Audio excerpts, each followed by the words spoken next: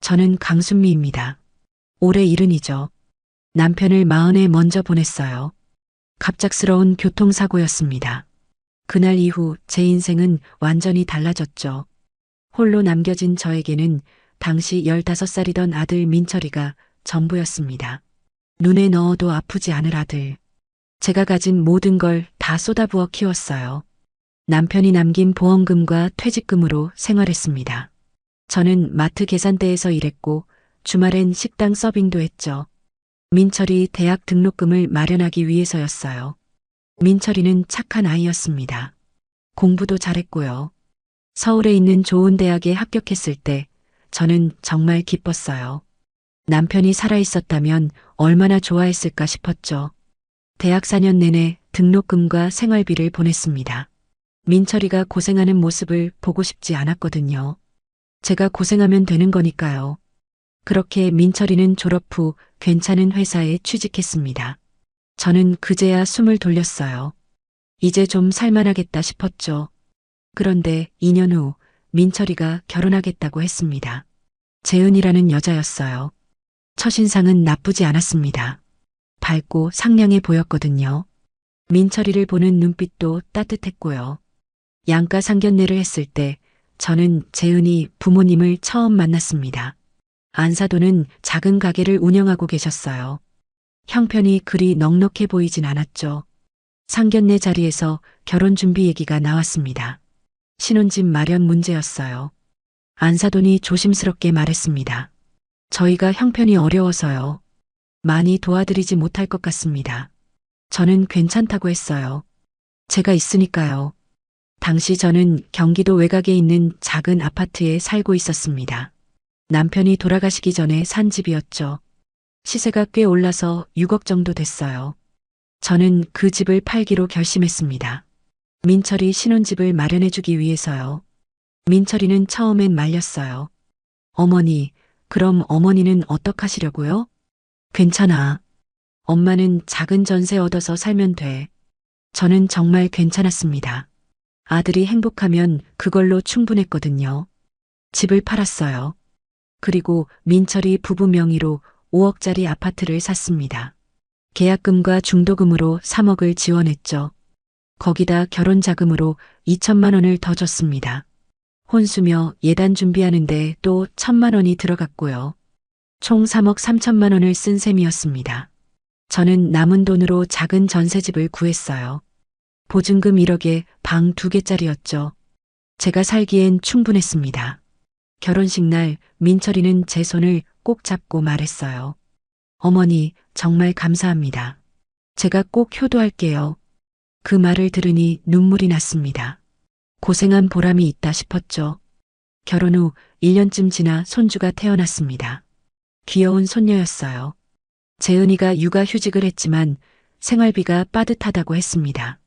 저는 매달 50만 원씩 용돈을 보내기 시작했어요. 어머니, 괜찮으시겠어요? 재은이가 물었지만 저는 당연하다고 했죠. 손주 키우는데 돈이 얼마나 많이 드는데요. 손녀가 어린이집에 다니기 시작하면서 지출은 더 늘어났습니다. 저는 어린이집 비용을 대신 냈어요. 한 달에 70만 원이었죠. 그러다 손녀가 5살이 됐을 때부터는 학원비까지 보태기 시작했습니다. 영어 유치원, 피아노, 미술. 한 달에 100만 원이 넘게 나갔어요. 민철이 내외가 미안해했습니다. 어머니, 너무 부담되시면 말씀하세요. 괜찮아. 손주 잘 크는 게 제일 중요하지. 저는 정말 괜찮았어요. 아니, 괜찮다고 생각했습니다. 명절 때마다 용돈도 챙겨줬죠. 설날에 100만 원, 추석에 100만 원. 손녀 생일 때도 30만 원씩 용돈을 줬고요. 가끔 민철이 내외가 급하게 돈이 필요하다고 하면 또 보냈습니다. 차 할부금이 밀렸다느니, 보일러가 고장났다느니. 저는 한 번도 거절하지 않았어요. 계산해보니 손주가 태어난 후 5년 동안 약 1억 원 가까이는 지원한 것 같았습니다. 그래도 저는 행복했어요. 민철이 가족이 잘 사는 모습을 보는 게 좋았거든요. 저는 계속 마트에서 일했습니다. 아직은 몸이 괜찮았고 일하는 게 심심하지 않아서 좋았죠. 월급은 많지 않았지만 제 생활비로는 충분했어요. 나머지는 대부분을 민철이 가족을 위해 썼습니다. 친구들이 말했어요. 순미야, 너 너무 퍼주는 거 아니야? 나중에 내 노후는 어쩌려고. 괜찮아. 나한테 돈 좀 있어. 아직은 많진 않아도 여유는 그래도 조금은 있었어요. 남편이 남긴 보험금 중 아직 안 쓴 돈이 3억 정도 됐거든요. 비상금으로 모아둔 거였죠. 민철이는 몰랐습니다. 저한테 그 정도 여유가 있는 줄. 제가 집 팔고 전세 들어가는 걸 보니까 다 써버린 줄 알았을 거예요. 저는 굳이 말하지 않았습니다. 나중을 위해 아껴두는 게 좋을 것 같았거든요. 그렇게 시간은 흘러갔습니다. 민철이는 직장에서 승진도 했고 재은이도 복직해서 맞벌이를 시작했어요. 형편이 나아진 것 같았죠. 저는 이제 좀 편해질 수 있을 거라 생각했습니다. 하지만 저의 기대는 곧 산산조각 나게 됩니다. 제 칠순 생일이 다가오고 있었거든요. 그때 저는 전혀 예상하지 못했습니다. 제가 얼마나 큰 배신감을 느끼게 될지. 평생 아들을 위해 살았는데 정작 저는 어떤 대접을 받게 될지 말이죠. 제 칠순 생일이 다가왔습니다. 사실 큰 기대는 하지 않았어요. 저는 원래 조용한 걸 좋아하는 사람이거든요. 그래도 가족들이랑 함께 식사라도 하면 좋겠다 싶었죠. 생일 일주일 전쯤 민철이에게 전화했습니다. 민철아, 다음 주 토요일이 엄마 칠순인데 시간 되니? 아, 그러네요. 잠깐만요. 재은이랑 얘기해 볼게요. 이틀 후에 민철이한테서 답이 왔어요. 어머니, 토요일에 시간 좀 빠듯한데요. 재은이가 오전에 학부모 모임이 있대요. 그럼 저녁이라도 보면 안 될까? 저녁도 약속이 있어서요. 일요일 점심은 어때요? 일요일도 괜찮았습니다. 언제든 좋았어요. 가족들이 함께 있는 게 중요했으니까요. 일요일이 됐습니다. 민철이 가족이 제 집 근처 식당으로 왔어요. 평범한 한정식집이었죠. 어머니, 생신 축하드려요. 민철이가 말했지만 뭔가 성의가 없어 보였습니다.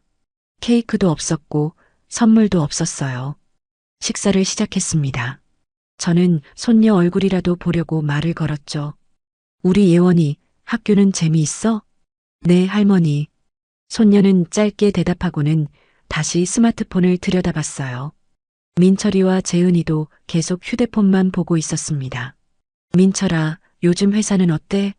네, 그냥 그래요. 대답도 짧았습니다. 마치 빨리 끝내고 싶다는 듯이요. 식사는 30분 만에 끝났어요. 민철이가 계산을 하려다가 제가 먼저 했습니다. 제 생일인데 제가 계산하다니 좀 씁쓸했죠. 어머니, 저희 가봐야 할 것 같아요. 오후에 약속이 있어서요. 벌써? 좀 더 이따 가지. 다음에 여유 있을 때 뵐게요. 민철이 가족은 서둘러 자리를 떠났습니다. 저는 혼자 남아 텅 빈 식탁을 바라봤어요. 가슴이 먹먹했습니다. 이게 내 칠순이구나. 친구한테 전화했어요. 영수가 나 오늘 칠순이었어. 어머, 그래. 축하해. 민철이가 뭐 해줬어? 응, 같이 밥 먹었어. 더 이상 말하고 싶지 않았습니다. 말하면 눈물이 날 것 같았거든요. 그날 밤 저는 잠을 이루지 못했어요. 서운한 마음이 자꾸만 올라왔습니다. 그래도 칠순인데 케이크 하나쯤은. 하지만 스스로를 달랬죠. 민철이도 바쁠 거야. 그 후 몇 달이 지났습니다. 어느 날 마트 동료 미숙 씨가 말했어요. 순미 씨, 혹시 며느리 인스타그램 보셨어요? 아니, 나 그런 거 잘 몰라. 제가 보여드릴게요. 미숙 씨가 휴대폰을 꺼내더니 재은이 인스타그램을 보여줬습니다. 화면에는 에메랄드빛 바다가 펼쳐져 있었어요. 몰디브였습니다. 사진 속 재은이 가족이 환하게 웃고 있었죠. 안사돈 부부도 보였고 재은이 남동생 가족까지 총 8명이었어요. 제 손녀 예원이도 있었습니다. 물놀이하며 즐거워하는 모습이었죠. 이거 며느리 어머니 칠순 기념으로 다녀온 거래요. 좋겠다, 몰디브. 미숙 씨는 부러운 듯 말했지만 저는 아무 말도 할 수 없었습니다. 손이 떨렸어요. 가슴이 무너져 내리는 것 같았죠. 안사돈 칠순에는 몰디브를? 사진을 하나하나 넘겨봤습니다. 수상 방갈로에서 찍은 사진, 스노클링하는 사진, 고급 레스토랑에서 식사하는 사진. 일주일짜리 여행이었어요. 8명이 몰디브를 다녀오려면 적어도 3천만 원은 들었을 겁니다. 제 칠순엔 외식 한 끼로 끝냈으면서 그날 밤 저는 또 잠을 이루지 못했습니다. 베개가 눈물로 젖었어요. 억울했습니다. 분했죠. 나도 평생 고생했는데 남편 잃고 혼자 아들 키웠습니다. 집까지 팔아가며 신혼집 마련해줬죠. 손주 키우는데 억대 돈을 쏟아부었어요. 그런데 고작 외식 한 끼였습니다. 케이크도 없었고 선물도 없었어요. 안 사도는 몰디브 여행을 갔는데 말이죠. 일주일 후 저는 더 이상 참을 수 없었습니다. 민철이에게 전화했어요. 민철아, 시간 되면 엄마 좀 보러 와줄래? 무슨 일 있으세요? 그냥 할 얘기가 있어서. 다음 날 민철이가 왔습니다. 혼자였어요. 어머니, 무슨 일이세요? 어디 아프세요? 아니, 아픈 건 아니고 물어볼 게 있어서. 저는 조심스럽게 꺼냈습니다. 민철아, 너희 몰디브 다녀왔다며? 민철이 얼굴이 굳어졌어요. 아, 그거요. 장모님 칠순이어서요. 그래. 안 사돈 칠순엔 몰디브를 갔구나. 장모님 칠순이라 특별하게 해드리고 싶었어요. 민철이는 태연하게 말했습니다. 마치 당연하다는 듯이요. 그럼 엄마 칠순은 특별하지 않았니? 제 목소리가 떨렸습니다. 어머니는 검소하신 분이시잖아요. 괜찮으실 줄 알았어요. 검소하다는 게 이렇게 무시당해도 되는 이유가 되나요? 엄마도 평생 고생했어. 너 하나 키우느라 얼마나 힘들었는데. 그건 알죠. 근데 장모님도 평생 고생하셨잖아요. 민철이는 전혀 잘못했다고 생각하지 않는 것 같았습니다. 3천만 원 들여서 몰디브 갈 돈 있으면서 엄마 칠순엔 외식 한 끼로 끝냈잖아. 어머니, 그게 그런 게 아니라요. 그럼 뭐가 달라? 민철이는 대답하지 못했어요. 잠시 침묵이 흘렀습니다. 재은이는 뭐래? 재은이요? 재은이는 자기 엄마가 평생 고생만 하셔서 효도하고 싶었대요. 나도 평생 고생했는데. 그 말이 목구멍까지 올라왔지만 삼켰습니다. 그래, 알았어. 가봐. 어머니, 가라니까. 민철이는 더 이상 아무 말도 하지 못하고 나갔습니다. 혼자 남은 저는 소파에 주저앉았어요. 집 팔아서 3억을 지원했습니다. 결혼자금, 혼수, 예단에 수천만 원을 썼죠. 손주 키우는데 또 억대를 쏟아부었어요. 그런데 제 칠순엔 외식 한 끼였습니다. 안사돈은 아무것도 안 해줬는데 몰디브 여행을 갔어요. 이게 공평한가요? 이게 맞는 건가요? 저는 그날 밤 결심했습니다. 더 이상 이렇게 살 수 없다고. 호구처럼 퍼주기만 할 순 없다고. 제가 가진 3억 원, 민철이는 모르는 그 돈. 그건 절대 민철이한테 주지 않을 겁니다. 앞으로 제 인생은 제가 살기로 했어요. 민철이를 위한 엄마가 아니라 강순미로 말이죠. 민철이가 돌아간 후 저는 며칠 동안 방 안에만 있었습니다. 밥맛도 없었고 잠도 제대로 오지 않았어요. 머릿속엔 계속 몰디브 사진들이 떠올랐죠. 환하게 웃고 있는 민철이, 행복해 보이는 재은이, 물놀이하는 손녀 예원이. 그 사진 속에 저는 없었습니다. 아니, 저는 생각조차 하지 않았겠죠. 마트에 출근했을 때 동료 미숙 씨가 물었어요. 순미 씨, 얼굴이 왜 그래요? 어디 아파요? 아니, 괜찮아. 괜찮지 않았습니다. 가슴이 너무 아팠거든요. 점심시간에 혼자 구석에 앉아 있었어요. 밥을 먹다가 그만 눈물이 났습니다. 순미 씨, 미숙 씨가 놀라 다가왔죠. 무슨 일 있어요? 말해봐요. 저는 그제야 털어놨습니다. 제 칠순 얘기, 몰디브 여행 얘기. 미숙 씨는 분개했어요. 어머, 그건 너무한 거 아니에요? 순미 씨가 얼마나 도와줬는데. 내가 뭘 잘못한 걸까? 잘못한 거 없어요. 순미 씨 아들이 잘못한 거죠. 그날 저녁 집에 돌아와서도 마음이 무거웠습니다. 핸드폰을 켰어요. 민철이한테서 온 메시지가 하나 있었죠. 어머니, 어제는 죄송했어요. 죄송하다는 말뿐이었습니다. 진심이 느껴지지 않았어요. 저는 답장하지 않았습니다. 일주일쯤 지났을 때 재은이한테서 전화가 왔어요. 어머니, 저 재은이에요. 응? 어머니, 혹시 화나셨어요? 화났냐고요? 당연히 화났죠. 재은아, 솔직히 말할게. 나 정말 너무너무 서운했다. 무슨 일이세요? 정말 모르는 걸까요? 아니면 모른 척 하는 걸까요? 안 사돈 칠순엔 몰디브 갔잖아. 근데 내 칠순엔 외식 한 끼였어. 재은이는 잠시 침묵하더니 말했습니다. 어머니, 그게요. 저희 엄마가 평생 고생만 하셨거든요. 나도 평생 고생했어. 그건 알아요. 근데 저희 엄마는 정말 힘들게 사셨어요. 가게 운영하면서 빚도 많으셨고요. 재은이는 자기 엄마 얘기만 했습니다. 재은아, 내가 너희한테 얼마나 해줬는지 알아? 알죠. 감사하게 생각해요. 감사하게 생각한다면서 왜 이렇게 대접하는 건가요? 집 팔아서 3억 줬어. 결혼 자금에 수천만 원 더 줬고, 예원이 키우는데도 얼마나 보탰는데.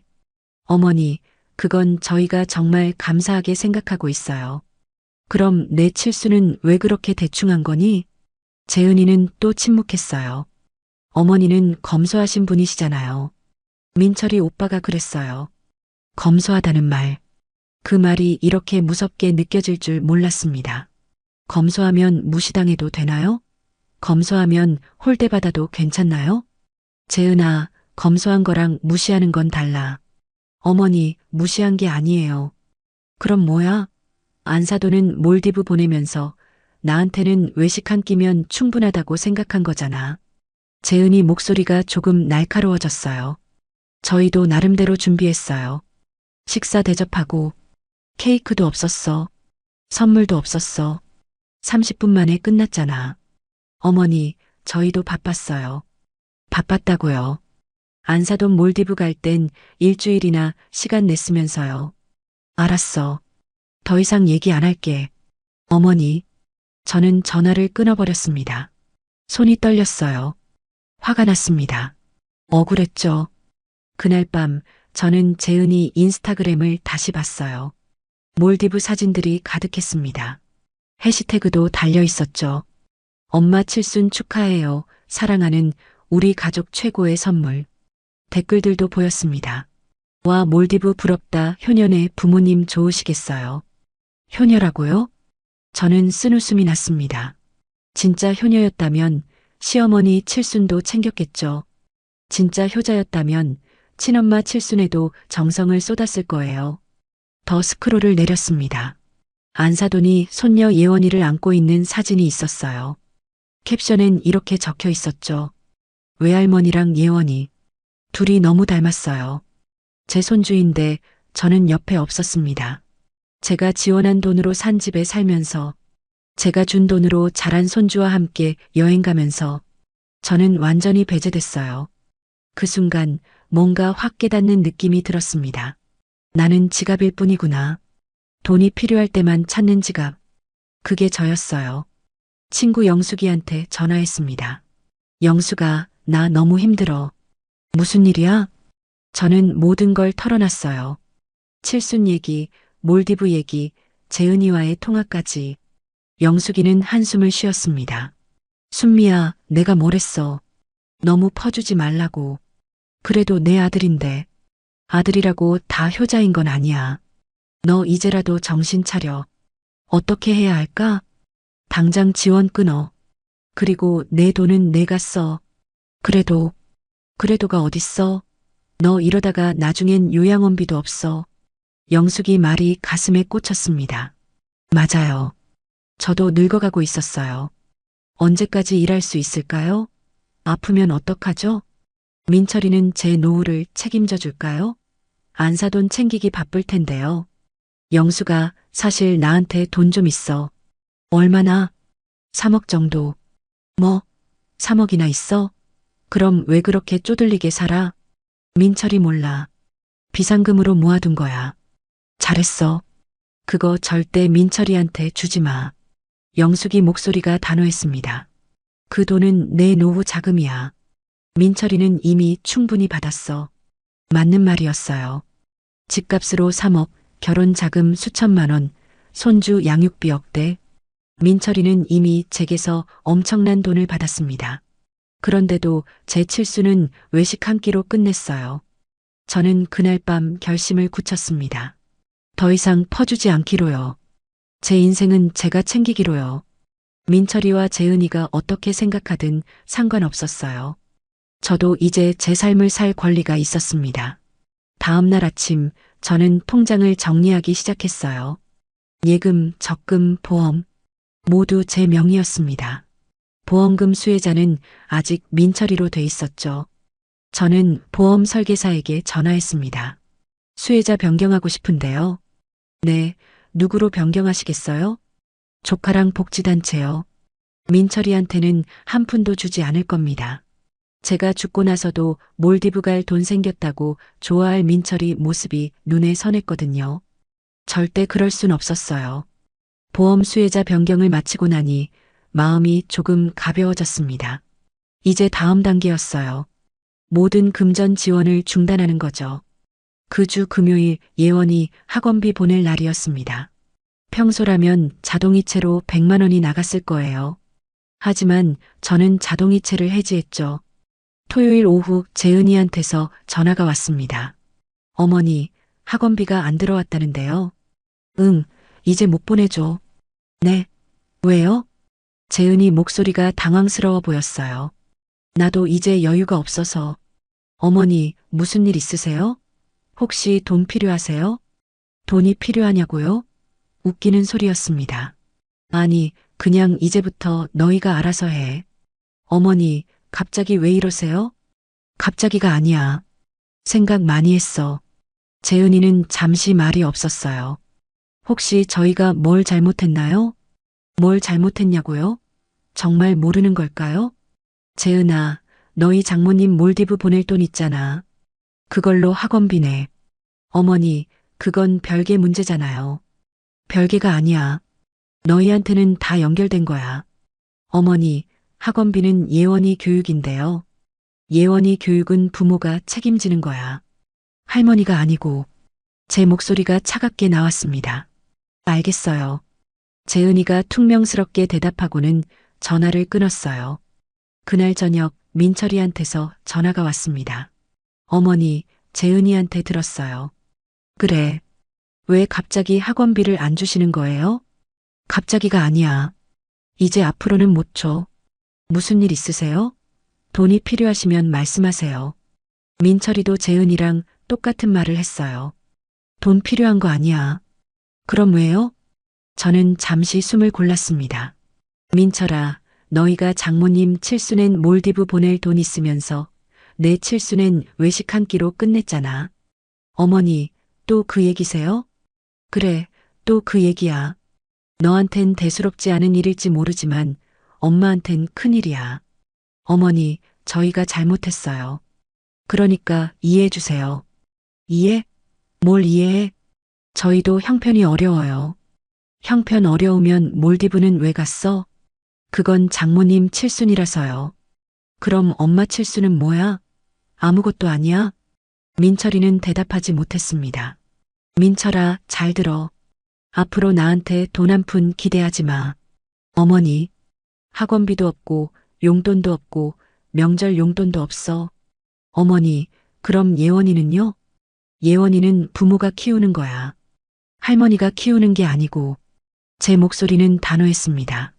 그동안 준 건 어쩔 수 없지. 이미 준 거니까. 어머니, 제발. 근데 이제부턴 끝이야. 한 푼도 없어. 어머니, 저희가 정말 잘못했어요.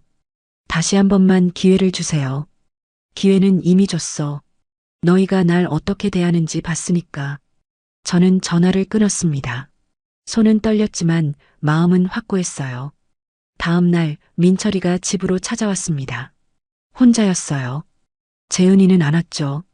어머니, 민철이는 현관에 서서 저를 바라봤습니다. 들어와. 거실 소파에 앉았어요. 민철이는 고개를 숙이고 있었죠. 어머니, 저희가 정말 잘못했어요. 뭘 잘못했는데? 어머니 칠순을 소홀히 했어요. 소홀히? 그게 다야? 민철이는 말을 이었습니다. 어머니가 저를 위해 얼마나 많이 희생하셨는지 알아요. 알면서 왜 그렇게 했어? 죄송해요. 생각이 짧았어요. 검소한 거랑 무시하는 건 달라. 무시한 게 아니에요. 그럼 뭐야? 케이크도 없고 선물도 없고 30분 만에 끝났잖아. 민철이는 변명할 말을 찾지 못했어요. 너희는 장모님 칠순엔 일주일 동안 몰디브에 있었어. 8명 데리고. 죄송해요. 이제 그만 가. 할 얘기 없어. 민철이는 일어서지 않았습니다. 어머니, 정말 잘못했어요. 다시는 이런 일 없을 거예요. 믿을 수 없어. 정말이에요. 앞으로 잘할게요. 앞으로가 어딨어? 이미 늦었어. 제 목소리는 차가웠습니다. 얼른 가라. 저는 현관문을 열었습니다. 민철이는 천천히 일어섰어요. 무거운 발걸음으로 문 쪽으로 걸어왔죠. 어머니, 정말 죄송해요. 그래. 민철이가 나갔습니다. 문을 닫고 나니 다리에 힘이 풀렸어요. 소파에 주저앉았습니다. 가슴이 아팠어요.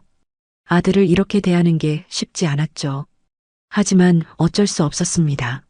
더 이상 호구로 살 순 없었거든요. 저도 제 인생을 살 권리가 있었어요. 그날 밤 재은이한테서 문자가 왔습니다. 어머니, 민철이 오빠한테 들었어요. 저희가 정말 잘못했어요. 용서해 주세요. 저는 답장하지 않았습니다. 말로만 잘못했다고 한다고 해서 상처가 아무는 게 아니었거든요. 그리고 며칠 후 명절 용돈 보낼 날이 다가왔습니다. 평소라면 100만 원을 보냈을 거예요. 하지만 이번엔 보내지 않았죠. 민철이한테서 전화가 왔지만 받지 않았습니다. 재은이 문자도 무시했어요. 저는 제 결심을 지킬 겁니다. 더 이상 퍼주지 않기로요. 이제부터 제 돈은 제가 쓸 겁니다. 일주일이 지났습니다. 민철이한테서 연락이 계속 왔지만 저는 받지 않았어요. 재은이 문자도 쌓여갔죠. 하지만 답하지 않았습니다. 이제 저는 확실히 선을 그어야 했어요. 그날 오후 보험 설계사 박 과장님이 집으로 왔습니다. 어머니, 수혜자 변경 서류 가져왔어요. 고맙습니다. 서류를 펼쳐봤어요. 보험금 총액이 적혀 있었죠. 종신보험 5천만 원, 암보험 3천만 원, 실손보험까지 합치면 꽤 됐습니다. 기존 수혜자가 아드님으로 돼 있는데 누구로 바꾸시겠어요? 조카 강민수하고요. 나머지는 사회복지법인으로요. 박 과장님이 잠깐 망설였어요. 아드님은 아시나요? 몰라요. 알 필요도 없고요. 그래도 가족 간 일인데 상관없어요. 제 보험이니까 제가 정하는 거죠. 박 과장님은 더 이상 묻지 않았습니다. 서류에 서명했어요. 도장도 찍었죠. 공증은 제가 해드릴게요. 네, 부탁드립니다. 박 과장님이 돌아간 후 저는 한숨을 쉬었습니다. 이제 민철이는 제가 죽어도 한 푼 못 받을 겁니다. 며칠 후였어요. 민철이가 또 집으로 찾아왔습니다. 이번엔 재은이도 함께였죠. 어머니, 문 좀 열어주세요. 초인종을 계속 눌렀어요. 저는 마지못해 문을 열었습니다. 뭐하러 왔어? 어머니, 얘기 좀 해요. 둘은 들어와서 소파에 앉았어요. 어머니, 저희가 정말 잘못했어요. 재은이가 먼저 입을 열었습니다. 그래서 용서해 주세요. 다시는 그런 일 없을게요. 믿을 수 없어. 민철이가 말했어요. 어머니, 앞으로 정말 잘할게요. 어머니 생신도 제대로 챙기고요. 이미 늦었어. 저는 가방에서 서류 봉투를 꺼냈습니다. 이거 봐. 봉투를 테이블 위에 놓았어요. 뭐예요, 이게? 민철이가 봉투를 열었습니다. 서류를 보는 순간 민철이 얼굴이 하얗게 질렸어요. 이게 뭐예요? 보면 알잖아. 보험금 수혜자 변경 서류. 재은이가 서류를 가로챘습니다. 어머니, 수혜자가 조카분이랑 복지단체로 돼 있는데요. 그래. 왜요? 내 보험금 수혜자를 바꿨어. 너희는 이제 한 푼도 못 받아. 민철이는 고개를 흔들었어요. 어머니, 농담이시죠? 농담 아니야. 어머니, 재은이가 소리쳤습니다. 어머니, 대체 왜 이러세요? 저는 차분하게 대답했어요. 왜긴 왜야. 너희가 날 어떻게 대했는데. 어머니, 보험금까지 이러실 필요 있어요? 있지. 그동안 너희한테 준 돈만 해도 억대야. 그 부분은 저희가 달라고 한 것도 아니잖아요. 재은이가 말했습니다. 그 말을 듣는 순간 화가 치밀어 올랐어요. 달라고 안 했어? 학원비, 용돈, 명절 용돈. 다 내가 준 거야. 어머니가 주신 거잖아요. 그래, 내가 줬지. 바보처럼. 저는 일어섰습니다. 어머니한테 재산이 더 있으셨어요? 뭐? 어머니한테 돈이 더 있었다는 거잖아요. 그러면서 왜 저희한테만 그러세요? 재은이는 제가 여유가 있는데도 숨긴 것처럼 말했어요. 내 돈 내가 어떻게 쓰든 상관없잖아. 그러면서 저희한테 억대를 줬다고 하세요? 재은이 얼굴이 일그러졌습니다. 어머니, 너무하시네요. 민철이가 재은이를 말렸어요. 재은아, 진정해. 오빠는 왜 어머니 편만 들어요? 편 드는 게 아니라 어머니가 돈 숨기고 계셨잖아요. 재은이는 흥분했습니다. 저는 냉정하게 말했어요. 그래, 숨겼어. 너희한테 다 뺏길까봐. 뭐라고요? 너희는 날 지갑으로밖에 안 봐. 돈 필요할 때만 찾지. 이제 상속도 유산도 일체 없어. 어머니, 민철이가 다급하게 말했습니다. 너희 인생 너희가 알아서 살아. 각자 살자. 어머니, 제발 이러지 마세요. 이미 결정했어. 저는 현관문을 열었습니다. 이제 가. 어머니, 가라니까. 재은이는 분한 표정으로 서류를 탁자에 던졌어요. 재은이가 먼저 나갔습니다. 민철이는 제 얼굴을 바라봤어요. 어머니, 조만간 후회하실 거예요. 후회는 너희가 할 거야. 민철이도 나갔습니다. 문을 닫고 나니 온몸에 힘이 빠졌어요. 소파에 주저앉았습니다. 가슴이 두근거렸어요. 손도 떨렸죠.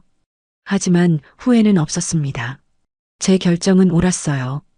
민철이와 재은이는 제가 얼마나 가지고 있는지도 모릅니다. 3억이라는 걸 알면 또 달라붙겠죠. 하지만 저는 절대 알려주지 않을 겁니다. 그 돈은 제 노후 자금이에요. 민철이를 위한 돈이 아니라 강순미를 위한 돈이죠. 그날 밤 친구 영숙이한테 전화했습니다. 영숙아, 나 오늘 보험 수혜자 바꿨어. 잘했어. 민철이 뭐래? 완전히 뒤집어졌지. 재은이는 소리까지 질렀어. 당연하지. 돈 날아갔으니까. 내가 잘한 거 맞지? 당연하지. 너무 잘했어. 영숙이 말에 마음이 조금 편해졌습니다. 이제부터 내 인생 살아. 그 돈으로 여행도 다니고 맛있는 것도 먹고. 그래야겠지? 당연하지. 민철이 눈치 보지 말고. 맞아요. 이제 눈치 볼 필요 없었습니다. 저도 제 인생을 살 권리가 있으니까요. 보험 수혜자 변경 후 일주일이 지났습니다. 민철이한테서 연락이 뚝 끊겼어요. 재은이도 마찬가지였죠. 명절이 다가오고 있었습니다. 평소라면 민철이 가족이 찾아왔을 거예요. 하지만 이번엔 달랐죠. 명절 사흘 전 민철이한테서 문자가 왔습니다.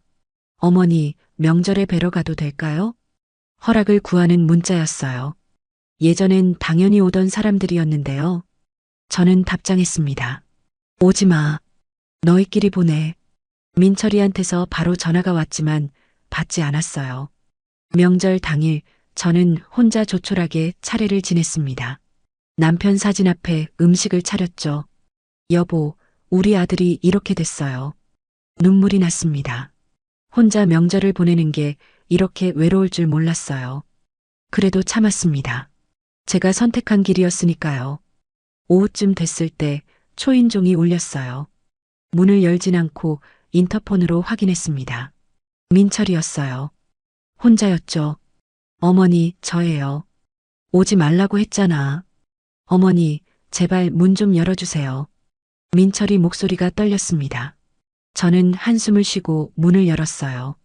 민철이는 손에 과일 바구니를 들고 있었습니다. 들어와. 거실로 들어온 민철이는 소파에 앉지도 못하고 서 있었어요. 재은이랑 예원이는 장모님 댁에 갔어요. 그래. 역시나 안사돈 댁엔 갔더라고요. 어머니, 명절인데 혼자 계시면 안 되죠. 혼자가 편해. 어머니, 민철이가 무릎을 꿇었습니다. 어머니, 제발 용서해 주세요. 일어나. 제가 정말 잘못했어요. 어머니 마음 너무 아프게 해드렸어요. 알면 됐어. 일어나라니까. 민철이는 일어나지 않았어요. 어머니, 저 정말 후회하고 있어요. 후회해봤자 소용없어. 다시 기회를 주세요. 기회는 이미 줬어. 너희가 날린 거고. 민철이 눈에서 눈물이 흘렀습니다. 어머니, 제가 불효자예요. 인정해요. 인정한다고 달라지니? 달라질게요. 정말로요. 저는 고개를 저었어요. 이제 그만 가. 장모님 댁 가서 명절 보내. 어머니는요? 나는 혼자 있을 거야. 편하게. 민철이는 천천히 일어섰어요. 어머니, 다시 올게요. 오지 마. 그래도 올게요. 어머니, 제 엄마니까. 민철이가 돌아갔습니다. 혼자 남은 저는 소파에 앉아 멍하니 있었어요. 가슴이 아팠습니다. 아들을 이렇게 대하는 게 쉽지 않았거든요. 명절이 지나고 며칠 후였어요. 재은이한테서 전화가 왔습니다. 받지 않으려다가 뭔 일인가 싶어서 받았죠. 어머니, 왜? 저 재은이에요. 통화 좀 할 수 있을까요? 할 말 있어? 네, 어머니 댁으로 가도 될까요? 여기 올 거면 혼자 와. 네, 알겠습니다. 다음 날 재은이가 왔습니다. 예전과 달리 조심스러운 태도였어요. 어머니, 재은이가 방바닥에 무릎을 꿇었습니다. 어머니, 제가 정말 잘못했어요. 갑자기 왜 이래? 저희 엄마가 그러셨어요. 안사돈이? 네, 제가 명절 때 이 얘기를 했더니요. 재은이가 말을 이었습니다. 엄마가 그러시더라고요. 내가 잘못했다고.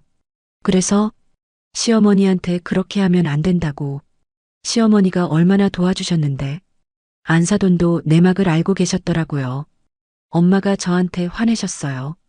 그건 너희가 잘못한 거라고. 재은이 눈에도 눈물이 맺혔습니다. 어머니, 정말 죄송해요. 제가 생각이 짧았어요. 이제 와서 사과해봤자. 어머니, 제발 용서해 주세요. 다시는 그런 일 없을게요. 저는 한숨을 쉬었어요. 재은아, 넌 정말 몰랐니? 뭐요? 내가 날 어떻게 대했는지. 재은이는 고개를 숙였습니다. 내 엄마 칠순엔 몰디브 가면서 나한텐 외식 한 끼. 그게 맞다고 생각했어? 죄송해요. 사돈댁은 돈이 없어서 도와줄 수 없었잖아. 나도 알아. 재은이는 울고 있었습니다. 그래서 내가 다 도와줬잖아. 집도 사는데 보태주고 예원이 교육도 지원해주고 내 마음은 이미 결정했으니 가줬으면 좋겠구나. 재은이도 돌아갔습니다. 그 후로 일주일에 한 번씩 민철이나 재은이가 찾아왔어요. 과일을 들고 오기도 하고 반찬을 사오기도 했죠. 하지만 저는 냉정하게 대했습니다. 그냥 가. 필요 없어. 어머니, 그래도 너희 돈 아까우니까 그냥 가. 민철이는 매번 문 앞에서 발길을 돌렸어요. 한 달쯤 지났을 때 민철이가 편지를 가져왔습니다. 어머니, 이거 읽어주세요. 편지를 받아들고 문을 닫았어요. 혼자 편지를 펼쳤습니다. 어머니, 저 민철입니다. 어머니께 직접 말씀드리기 어려워서 이렇게 편지를 씁니다. 제가 정말 잘못했습니다. 어머니 칠순을 소홀히 한 것 평생 후회할 겁니다. 어머니가 저를 위해 희생하신 것들을 이제야 깨달았습니다. 집을 파시고 평생 모은 돈을 저한테 다 주셨죠. 그런데 저는 어머니를 당연하게 여겼습니다. 재은이도 많이 반성하고 있습니다. 장모님과 어머니를 차별한 것 정말 잘못했습니다. 이제라도 잘하겠습니다. 한 번만 더 기회를 주세요. 어머니, 편지를 읽으며 눈물이 났습니다. 하지만 마음을 돌릴 순 없었어요. 민철이와의 관계를 정리하고 나니 오히려 마음이 편해졌습니다. 더 이상 눈치 볼 필요가 없었거든요. 어느 날 은행에 가서 제 통장을 정리했어요. 예금 1억 5천, 적금 1억, 그리고 여기저기 모아둔 돈까지 합치니 정확히 3억 2천만 원이었습니다. 어머님 목돈이시네요. 어디 쓰실 데 있으세요? 은행원이 물었어요. 아니요, 그냥 제 노후 자금이에요. 좋은 상품 추천해 드릴까요?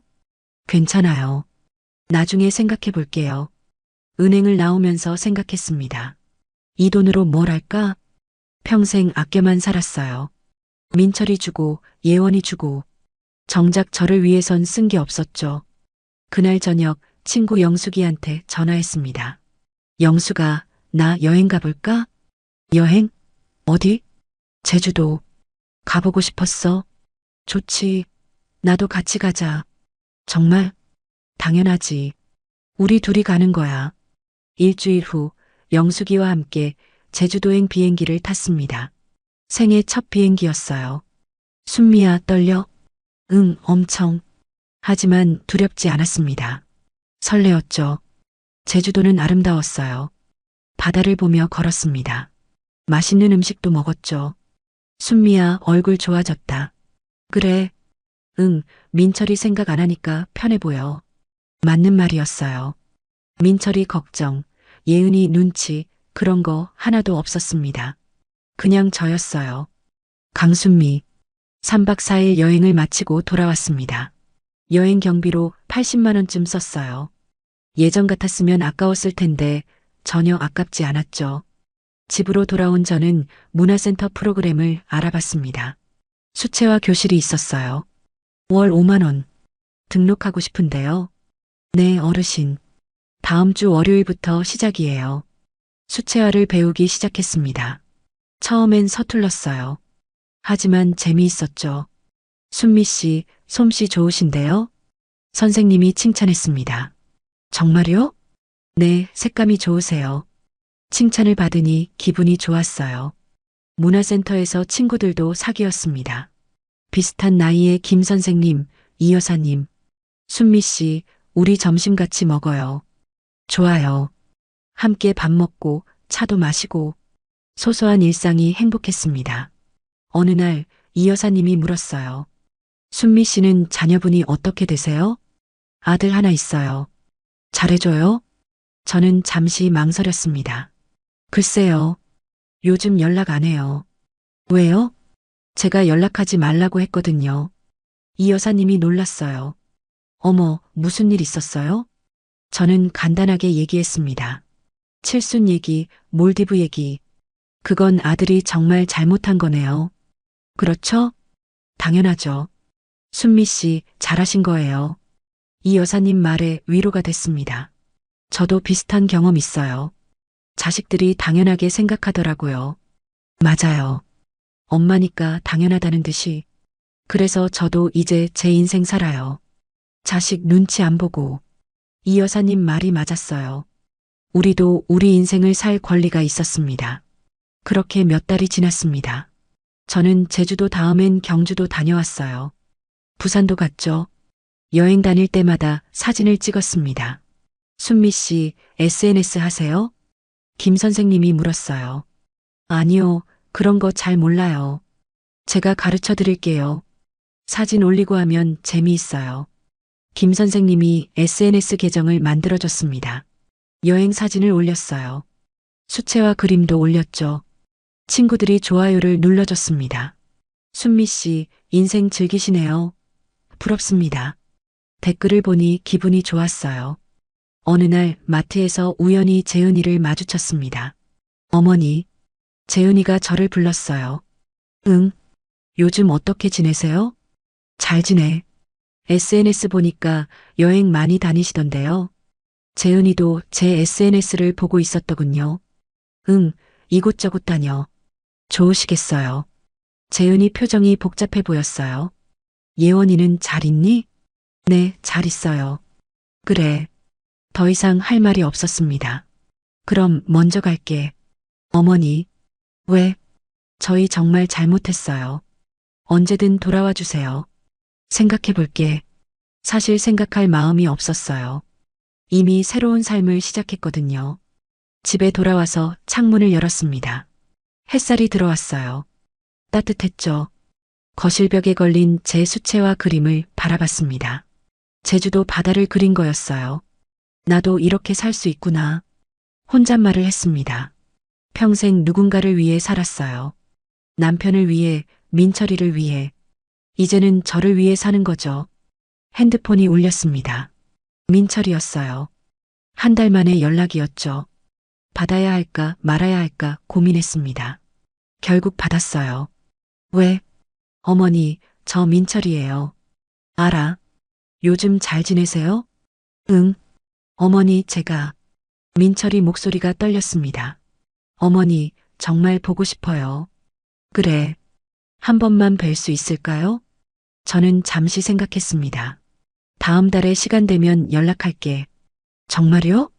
응. 어머니, 감사합니다. 전화를 끊고 나서 생각했어요. 민철이를 완전히 끊을 순 없었습니다. 내 아들이니까요. 하지만 예전처럼 돌아갈 순 없었어요. 이제 저는 제 삶이 있었으니까요. 명절이 다가오고 있었습니다. 이번엔 민철이 가족을 불러볼까 싶었어요. 하지만 조건이 있었죠.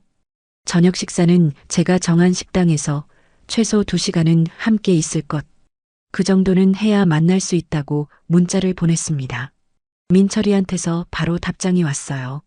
네, 어머니. 알겠어요. 명절 당일 민철이 가족이 왔습니다. 케이크를 들고 선물도 가져왔어요. 어머니, 생신 축하드려요. 민철이가 말했습니다. 생일? 무슨 생일? 칠수는 작년에 지났는데. 그래도요. 작년에 못 해드린 거 이제라도 해드리고 싶어서요. 식당에 갔습니다. 이번엔 고급 한정식집이었어요. 민철이가 예약했죠. 할머니, 보고 싶었어요. 예원이가 제 손을 잡았습니다. 그래, 할머니도 보고 싶었어. 정말이었어요. 손주가 보고 싶었죠. 식사하는 내내 민철이와 재은이는 제 눈치를 봤습니다. 예전처럼 핸드폰 보지도 않았고 서둘러 가지도 않았어요. 어머니, 커피 드실래요? 아니, 괜찮아. 식혜는요? 그래, 식혜 주렴. 3시간을 함께 있었습니다. 헤어질 때 민철이가 봉투를 건넸어요. 이건 뭐야? 용돈이에요. 필요 없어. 그래도 받아주세요. 저는 봉투를 돌려줬습니다. 너희 돈 아껴. 예원이 키워야지. 어머니, 나한테 돈 쓰지 말고 너희가 써. 민철이는 봉투를 다시 가방에 넣었어요. 어머니, 다음에도 뵐 수 있을까요? 생각해보마. 완전히 용서한 건 아니었습니다. 하지만 조금씩 관계를 회복할 수는 있을 것 같았어요. 제 조건에 맞춰서요. 집으로 돌아오는 길, 저는 혼자 중얼거렸습니다. 이제 내 인생이야. 민철이를 위한 엄마가 아니라 강순미로 사는 거죠. 제 돈은 제가 쓰고, 제 시간은 제가 정하고, 제 인생은 제가 사는 겁니다. 3억 2천만 원. 그건 제 노후 자금이에요. 여행 가고, 취미 생활하고, 친구들 만나는 데 쓸 거죠. 민철이한테 한 푼도 안 줄 겁니다. 보험금 수혜자도 바꿨으니 제가 죽어도 민철이는 못 받아요. 이게 제 선택이었습니다. 그리고 저는 후회하지 않아요. 평생 퍼주기만 했던 삶. 이제는 끝입니다. 강순미의 새로운 인생이 시작됐으니까요.